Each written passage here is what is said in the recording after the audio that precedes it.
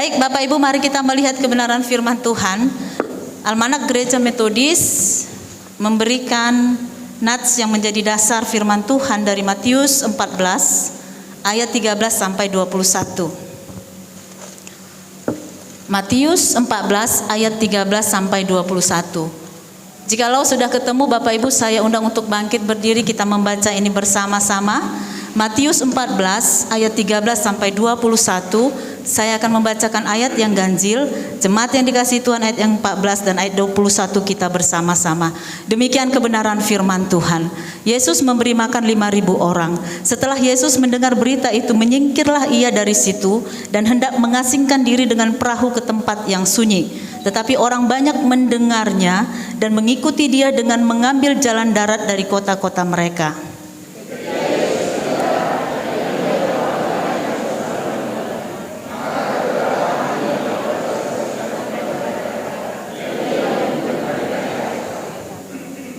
Menjelang malam, murid-muridnya datang kepadanya dan berkata, tempat ini sunyi dan hari sudah mulai malam. Suruhlah orang banyak itu pergi supaya mereka dapat membeli makanan di desa-desa.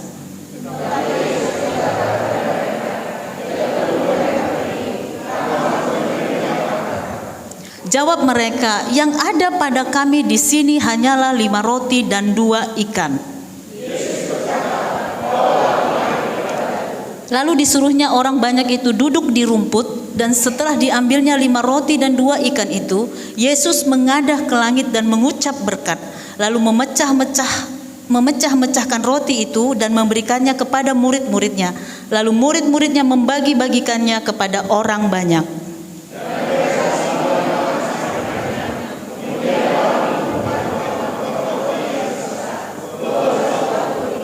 Kita bersama. Yang ikut makan kira-kira 5.000 laki-laki, tidak termasuk perempuan dan anak-anak. Demikian kebenaran firman Tuhan. Silakan duduk Bapak Ibu. Saudaraku yang terkasih, kisah peristiwa bagaimana mujizat terjadi, Tuhan memberi makan 5.000 orang dengan 5 roti dan 2. Ya, ini salah satu mukjizat yang paling spektakuler yang boleh dilakukan oleh Tuhan Yesus ketika dia melayani di dunia. Nah Bapak Ibu, yang lebih menarik lagi, kisah peristiwa mukjizat 5 roti 2 ikan yang memberi 5.000 orang, 4 kitab Injil mencatatnya itu semua. Bahkan kitab Yohanes yang begitu selektif juga memasukkan kisah ini di dalam Injil Yohanes. Jadi sebenarnya Bapak Ibu, yang mau saya katakan, kisah ini sangat penting, kisah ini sangat menginspirasi bahwa Tuhan yang kita sembah adalah dahsyat. Bayangkan Bapak Ibu, 5 roti dan 2 ikan yang makan 5.000. Bagaimana caranya? Nah Bapak Ibu, ada beberapa hal yang boleh kita lihat dari kisah ini, dari kisah yang spektakuler ini. Yang pertama sekali Bapak Ibu, kita melihat bagaimana pribadi Yesus, yang kita tahu bahwa Yesus adalah Tuhan, tetapi Yesus di dalam sisi ketuhanannya, dia adalah juga sebagai manusia. Di ayat yang ke-13 Bapak Ibu, firman Tuhan mengatakan setelah Yesus mendengar berita itu, menyingkirlah dia, lalu dia pergi ke sebuah tempat yang sunyi, di sana dia mengasingkan diri. Nah Bapak Ibu, yang pertama sekali firman Tuhan mau kasih tahu kepada kita bahwa penting sekali kita memiliki waktu pribadi dengan Tuhan. Kita penting sekali memiliki waktu pribadi dengan Tuhan. Bapak Ibu, saya percaya kita semua di sini dianugerahkan waktu 24 jam sehari. Betul ya? 24 jam sehari. Waktu yang diberikan Tuhan kepada saya 24 jam sehari. Adakah di sini kita menerima waktu 22 jam sehari atau waktu 26 jam sehari?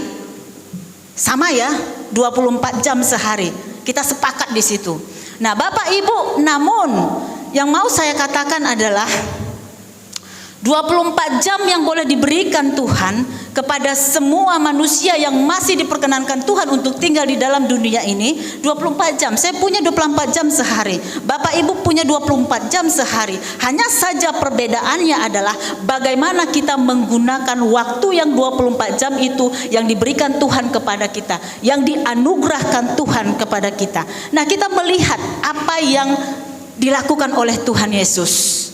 Ya Bapak Ibu, firman Tuhan memberitahukan kepada kita setelah Yesus mendengar berita itu.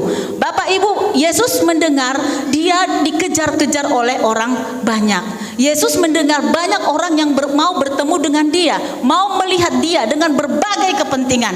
Ada yang mau disembuhkan, ada yang mau mencari berkat, ada yang hanya mau melihat. Tetapi Bapak Ibu, firman Tuhan katakan Yesus menyingkir dan mengasingkan diri, mencari tempat sunyi. Dia mau mencari hadirat Tuhan. Bapak Ibu, saya mengingat bagaimana Yesus juga pernah mengatakan serigala punya liang, burung punya sarang, tetapi anak manusia tidak punya tempat untuk meletakkan kepalanya. Mari kita buka Markus 6 ayat 30. Markus 6 ayat 30.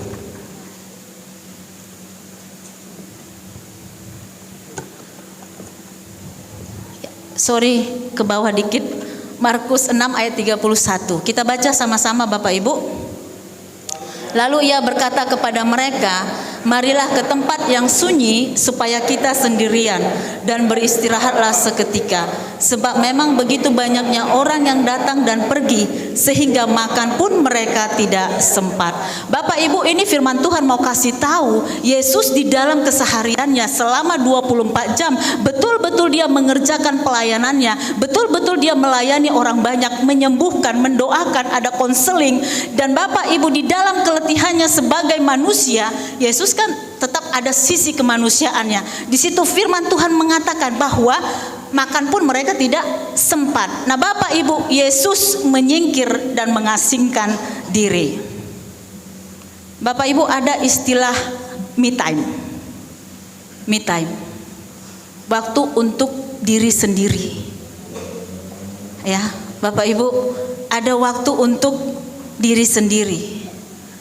Kenapa Bapak Ibu? Yesus juga melakukannya. Yesus butuh mengasingkan diri. Yesus butuh mencari hadirat Allah supaya dia kembali memulihkan tubuh jasmaninya untuk bisa kembali melanjutkan pelayanannya.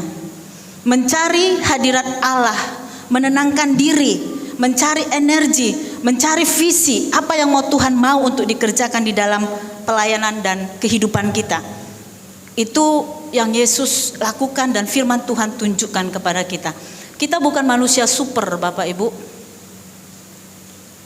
Perlu waktu kita untuk diri kita sendiri, mencari hadirat Tuhan, dan Yesus melakukan itu. Ketika saya melayani satu jemaat yang cukup besar, kami ada 5 asisten, 1 gembala sidang.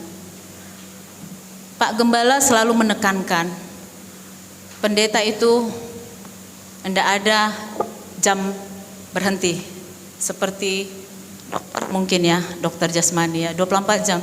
Kalau ada yang kedukaan bisa ditelepon jam 2, ada yang begini bisa, nggak bisa ditentukan, selalu harus siap standby. Nah Bapak Ibu, di gereja di mana waktu saya itu melayani, gembala ini, pimpinan jemaat ini sudah membuat program bahwa ketika di awal bulan dalam tiap tahunnya, semua para hamba Tuhan mengasingkan diri. Itu retreat ya, retreat itu mengasingkan diri. Mengasingkan diri, mengambil tempat, satu tempat untuk boleh berdoa, untuk boleh merenung, untuk boleh mencari visi Allah, untuk melakukan hubungan relasi dengan Tuhan, mengkoreksi diri, membiarkan Allah bekerja untuk melihat apa yang akan dikerjakan ke depan. Jadi Bapak Ibu, pada waktu itu kami masing-masing diarahkan seperti itu dalam sebuah villa, lalu di situ kita berdoa tempo-tempo diri, tempo-tempo lalu dikumpulkan, lalu akhirnya berbicara, melihat apa yang mau dikerjakan di dalam pelayanan dalam 1 tahun ke depan. Nah Bapak Ibu, Yesus di dalam kemanusiaannya, dia mengalami keletihan.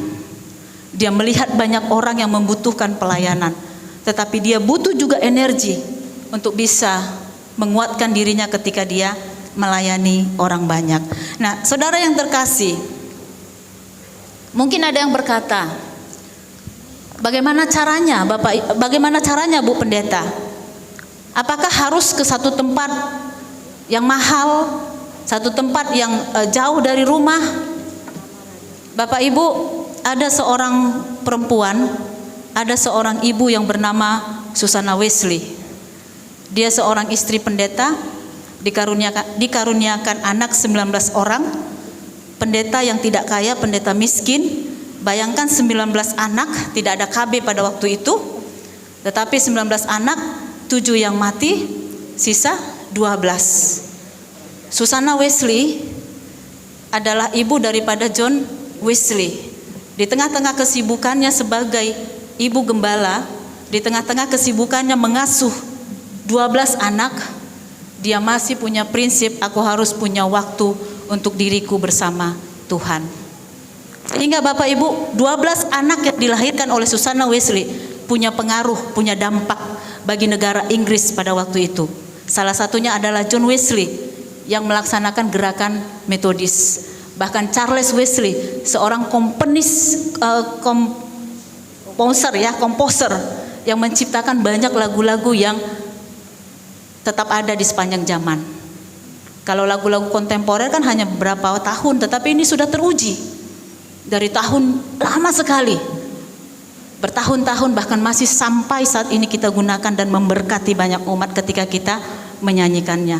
Susana Wesley di dalam bukunya, kemarin saya mencari sedikit tentang dia, ada buku tentang akar Wesleyan. Ternyata John Wesley sangat punya pengaruh, ibunya sangat besar bagi hidupnya. Lalu siapa Susana Wesley ini? Perempuan sederhana, tetapi dia memiliki intimasi dengan Tuhan yang luar biasa. Sehingga Bapak Ibu, anak-anaknya diberkati. Ada kepala sekolah TK, ada dokter, ada hamba Tuhan, ada pemusik rohani, bahkan ada pejabat yang memberi dampak bagi bangsa Inggris pada waktu itu, yang berguna bagi banyak orang. Saudaraku yang terkasih, Yesus di dalam kisah ini dia menunjukkan bahwa perlu adanya kita untuk mencari Tuhan. Waktu untuk datang kepada Tuhan, bertanya kepada Tuhan, apa yang akan kita kerjakan, apa yang ke depan, apa yang harus diperbaiki. Nah Bapak Ibu, me time atau waktu bersama dengan Tuhan bukan berarti waktu untuk bermalas-malasan. Bukan Bapak Ibu. Tetapi waktu di mana kita datang kepada Tuhan, mencari Tuhan, mendapatkan kekuatan sehingga kita bisa berjalan, berkarya, dan tahu arah kemana Tuhan mau pimpin kita. Seperti HP itu kan ada tempo-tempo harus dicas. Jadi Bapak Ibu, jangan terus mencari dunia ini, jangan terus sibuk mencari materi, tetapi firman Tuhan katakan, carilah Tuhan di dalam kesunyian. Materi itu penting, tetapi Bapak Ibu, materi itu akan kita tinggalkan di dunia ini. Tetapi ketika kita mencari harta rohani, mencari hadirat Tuhan, Allah semakin mengarahkan hidup kita untuk lebih berkenan dan bisa bermanfaat bagi pekerjaannya. Nah Bapak Ibu, kemarin waktu kami sel group di Sembawa, berapa kali anak kami paling kecil selalu minta untuk ke tempat permainan yang mungkin kalau Bapak Ibu lewat ada berapa di sini dibuat ya. Kalau dia bilang itu trampolin. Jadi ada kereta yang punya banyak lampu, tetapi bukan itu saja, ada permainan yang lain. Dulu saya pernah lihat itu arah ke Melania, dia juga waktu itu ikut. Jadi sudah ada berapa kali dia meminta mama, bapak, dia pingin ke situ. Tapi Bapak Ibu, karena saking banyaknya yang harus dikerjakan, sampai detik ini kami belum memenuhi janji kami untuk dia. Nah Bapak Ibu, perlu waktu untuk Tuhan, perlu waktu untuk keluarga, perlu waktu untuk diri sendiri. Supaya apa? Supaya kita menikmati hidup, kita menikmati apa yang Tuhan berikan kepada kita. Ada orang terus-terus mencari uang, mencari hepeng, tetapi dia tidak bisa menikmati apa yang dia cari. Makanya ada yang mengatakan pembantu lebih menikmati fasilitas rumah daripada nyonyanya. Bahkan saya pernah ketemu seorang penjaga villa, dia begitu enjoy banget, sukacita banget. Kenapa Bapak Ibu? Dia menikmati vilanya orang, bukan hanya menikmati vilanya orang, ketika dia menjaga vilanya orang, dia dikasih. Kalau ada yang rusak, tinggal telepon, "Tuan, Pak, rusak gentengnya, Pak, rusak ininya." Nah Bapak Ibu, Tuhan mau kita sebagai orang percaya melihat bagaimana waktu yang diberikan Tuhan 24 jam. 24 jam. Mana waktu yang kita gunakan untuk melayani? Mana waktu yang kita gunakan untuk berkarya? Mana waktu yang kita gunakan untuk mencari hadirat Tuhan? Mana waktu yang kita gunakan untuk bersama dengan keluarga kita? Bapak Ibu, menikmati hidup. Tuhan Yesus menikmati. Apakah kita masih menikmati pelayanan kita? Dengan waktu yang mungkin kita sempit kali 24 jam ini. Kadang-kala kita kurang waktu. Nah Bapak Ibu, Tuhan sudah cukup memberi waktu 24 jam. Tapi bagaimana kita mengelolanya sehingga kita menikmati detik, menit, jam yang Tuhan berikan kepada kita. Membagi waktu. Yang kedua Bapak Ibu, kita lihat ayat yang ke-14. Mari kita membaca bersama-sama. Kita baca bersama-sama. Ketika Yesus mendarat, ia melihat orang banyak yang besar jumlahnya, maka tergeraklah hatinya oleh belas kasihan kepada mereka, dan ia menyembuhkan mereka yang sakit. Nah saudara, Yesus dimanapun dia berada, ketika melihat orang banyak, ketika melihat orang yang butuh dilayani, firman Tuhan selalu katakan, maka tergeraklah hati Yesus oleh belas kasihan. Yesus tidak pernah cuek. Ini luar biasanya Tuhan yang kita sembah. Yesus betul-betul menerima. Yesus tidak pernah mengatakan aku sibuk. Yesus tidak pernah mengatakan tunggu dulu. Tetapi ketika dia sudah siap dengan dirinya, lalu dia melihat orang banyak, itulah pekerjaanku, itulah pelayananku, lalu dia menyambutnya, dia memberikan dirinya kepada orang banyak itu, lalu dia berkata, inilah tugas pelayanan yang harus kukerjakan. Setelah dia beres dengan dirinya, dia sudah bugar dengan dirinya, dan dia siap untuk melakukan pelayanannya. Nah Bapak Ibu, ketika orang banyak datang dengan berbagai kepentingan, ada yang minta disembuhkan, minta didoakan, konseling segala macam, bahkan mungkin hanya untuk lihat-lihat siapa sih Yesus, mungkin ada tujuan yang jahat. Yesus tahu. Yesus tahu Bapak Ibu, apakah ada orang di situ hanya mau mencari berkat? Yesus tahu, tetapi Yesus lebih memandang kepada orang. Yesus tahu ada orang yang betul-betul mau mengharapkan kesembuhan dari dia. Nah, ketika murid-murid mengatakan, Tuhan, hari sudah mulai gelap, kita suruhlah mereka untuk ke desa dan membeli makanan. Lalu Yesus mengatakan apa? Jangan, beri mereka makan. Bapak Ibu, Yesus menunjukkan dirinya bahwa dia bukan hanya bertanggung jawab secara jasmani, tetapi dia juga bisa bertanggung jawab secara rohani. Bapak Ibu, mari kita lihat ayat yang ke-14. Tergeraklah hatinya oleh belas kasihan kepada mereka, dan ia menyembuhkan mereka yang sakit. Jadi bukan kesembuhan saja yang diberikan oleh Yesus, Yesus juga memberikan makanan jasmani kepada orang banyak yang datang kepada Yesus. Menarik dari kisah ini Bapak Ibu, di situ dikatakan ketika muridnya mengatakan, yang ada pada kami hanya 5 roti dan 2 ikan. Yang ada Bapak Ibu, berarti itu aja yang ada kan? Yang ada pada kami 5 roti dan 2 ikan. Ketika Yesus mengatakan, jangan engkau menyuruh mereka pergi, tetapi kamu harus memberi mereka makan. Nah Bapak Ibu, dari mana 5 roti dan 2 ikan ini? Mungkin kita sudah tahu semua bahwa 5 roti dan 2 ikan ini adalah bekal dari seorang anak kecil yang ikut bersama orang tuanya. Orang tuanya kemungkinan juga ingin bertemu dengan Yesus. Jadi itulah yang ada pada mereka pada waktu itu. Tetapi firman Tuhan katakan waktu sudah mulai malam. Nah Bapak Ibu, ada anak kecil ya, ada anak kecil yang menyerahkan 5 roti dan 2 ikan. Saudara, ini menarik, saya pikir. Dan inilah pesan yang mau disampaikan oleh kisah ini. Kita kembali lagi belajar kepada seorang anak kecil. Dan Yesus sangat menghargai anak kecil. Ketika murid-murid bertengkar tentang siapa yang paling pintar, siapa yang paling hebat, posisi mana yang paling tinggi, Yesus belajar kepada mereka, lihat belajar kepada seorang anak kecil.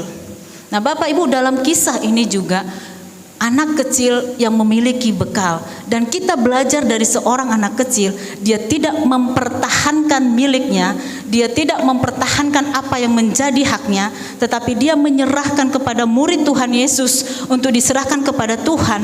Nah, Bapak Ibu, kalau saja anak kecil ini tidak menyerahkan roti ini kepada Tuhan Yesus, mungkin saja dia saja yang kenyang. Orang tuanya yang ikut di situ mungkin saja tidak kenyang, ya kan? Tapi dengan kepolosannya, dia tahu, dia melihat apa yang ada pada murid-murid. Kalau di Injil yang lain, murid-murid yang mencari ini, Bapak Ibu, apa yang ada di antara kerumunan orang banyak itu. Dan tampillah seorang anak kecil dan dia menyerahkan bekalnya, 5 roti dan 2 ikan. Nah, Bapak Ibu, kita kembali lagi belajar dari seorang anak kecil. Dia melepaskan miliknya, dia melepaskan haknya, memberikan kepada Tuhan Yesus, dan tahu Tuhan akan berbuat sesuatu untuk yang dia miliki. Nah, Bapak Ibu, firman Tuhan terjadi, kuasa Tuhan terjadi. 5 roti 2 ikan memberkati 5.000 orang. Ini matematika yang nggak bisa dipecahkan, tapi terjadi. Jadi saya pernah lihat di artikel itu, 5 roti tambah 2 ikan sama dengan 12 bakul. Sebenarnya logikanya 5 roti tambah 5 tambah 2 tuh 7, tetapi dalam kisah ini menjadi 12 bakul. Bapak Ibu, kita belajar dari seorang anak kecil. Dia melepaskan apa yang menjadi miliknya, dia berikan kepada Tuhan Yesus. Dari anak kecil yang penuh dengan kasih, 5.000 orang diberkati. Apa yang ada pada kita, Bapak Ibu, pada saat ini? Apa yang ada pada kita? Pendeta nggak tahu, tapi Tuhan yang tahu. Tapi masalahnya adalah apa yang ada pada kita, apakah kita mau mempersembahkan untuk Tuhan? Iya. Jadi Bapak Ibu, bersyukur tahun ini dengan cara Tuhan menunjukkan ada beberapa pekerjaan yang kita kerjakan sama-sama. Kalau pendeta dengan majelis yang mengerjakan itu tidak bisa. Tetapi ketika kita mengerjakan bersama-sama, kita tangkap ini dari Tuhan, maka banyak orang akan diberkati. Ada sumur bor yang kita doakan ini bisa memberkati jangka panjang jauh ke depan. Bahkan ada pos PI Kayu Agung. Siapa, Bapak Ibu? Tuhan sudah memberikan itu bagi kita. Apakah kita mau menangkap berkat itu? Itu berkat, Bapak Ibu. Ketika kita menangkap berkat itu, artinya kita mau menjadi berkat bagi orang yang di sana sebagai induk. Nah, Bapak Ibu, apa yang ada pada kita, apa yang ada pada kamu, itu yang diminta Tuhan Yesus. Bukan apa yang gak ada pada kita, tetapi apa yang ada pada kita, itu yang mau dilihat Yesus, bagaimana kita menyerahkan kepada Tuhan. Yang ketiga, Bapak Ibu, mari kita lihat ayat yang ke-19. Kita baca bersama-sama. Dan setelah diambilnya 5 roti dan 2 ikan itu, Yesus mengadahkan ke langit dan mengucap berkat, lalu memecah-mecahkan roti itu dan memberikan kepada murid-muridnya, lalu murid-muridnya membagi-bagikan kepada orang banyak. Iya, saya ketika mempersiapkan firman Tuhan ini, saya diarahkan untuk masuk ke dalam Mazmur 23. Mazmur 23 judulnya Tuhan Gembalaku yang baik. Tuhan adalah gembalaku, tak akan kekurangan aku. Tuhan sudah bertanggung jawab, 5 roti dan 2 ikan sudah ada di tangan. Dia ucapkan berkat dan itu akan menjadi berkat bagi orang banyak pada waktu itu. Tetapi ayat 19 ini juga, Bapak Ibu, Yesus menyuruh orang banyak duduk untuk di rumput. Bukankah Mazmur 23 juga mengatakan, ia membimbing aku ke air yang tenang, ia membawaku kepada rumput yang hijau. Mari kita buka Mazmur 23, Bapak Ibu. Jadi Bapak Ibu, apa yang dituliskan jauh sebelumnya Akhirnya Bapak Ibu, kalau kita melihat Yesus melakukannya untuk para domba-dombanya. Mazmur 23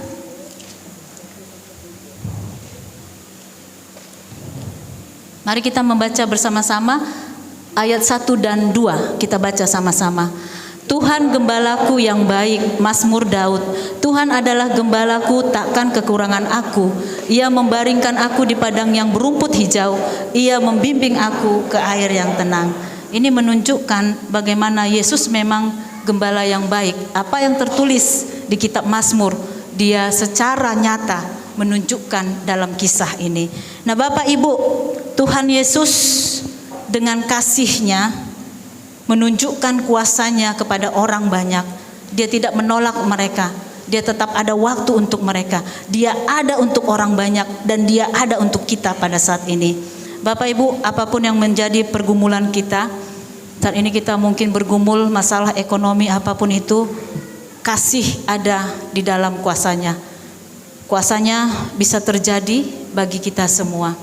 Kesembuhan, pemenuhan kebutuhan hidup, Tuhan bisa melakukannya untuk kita semua.